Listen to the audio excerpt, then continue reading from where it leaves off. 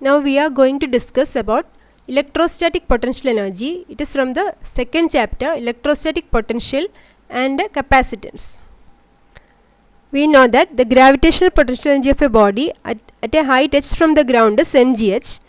Suppose we have a body placed on the surface of the earth. The earth pull it with a force mg downwards.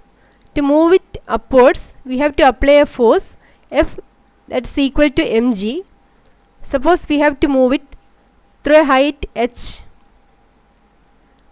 So the force that must be applied is mg. Work is force into displacement, that is F into h equal to mgh. Work done is stored as potential energy. So potential energy at a height h is equal to mgh. This is the energy possessed by the body due to its position or configuration. Similarly, a charge also has a potential energy. It depends upon the position in which it is placed in an external electric field. Let us consider source charge capital Q. This is the electric field of this charge. We have to find the potential energy at point P at a distance r from the source charge Q. Now we have a test charge small q at capital R. Let us consider that both the charges are positive. Then small q experience a force of repulsion. We can call it Fe. So electrostatic force of repulsion is Fe. Suppose we have to bring the charge to P. For that we have to do external work. We can call it F external. The value of F external must be equal to Fe and direction opposite. If we are moving the charge Q through a small distance dr, for that we have to do work as we are moving against the electrostatic force of repulsion. Work is equal to force applied F external dot dr.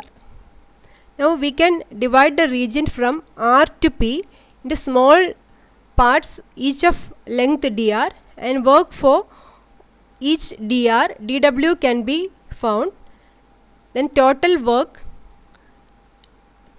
to move the charge from R to P, WRP equal to integral R to P dw or integral R to P F external dot dr. Now we can replace F external with the minus Fe. So WRP is equal to integral R to P minus Fe dot dr. Work done is stored as potential energy. Potential energy at P is greater than potential energy at R, as more work has to be done to move the charge to point P. Difference in potential energy, we can write it as delta U equal to UP minus UR, that equal to work done in moving the charge from R to P. So the difference in potential energy between 2 points is equal to the work done in moving a charge Q from one point to another against the electrostatic force of repulsion. Work done depends upon the initial and final position only. It means that here work done is independent of the path, so we can call the force conservative force. Now let us consider that R is at infinity, then UR is equal to U infinity, W infinity P is equal to UP minus U infinity. Since at infinity the charge is not experiencing any force of attraction or repulsion, the potential energy is 0. So U infinity is equal to 0. So W infinity P is equal to UP. It means that potential energy of a charge at a point like P is equal to the work done in bringing a charge from infinity to that point.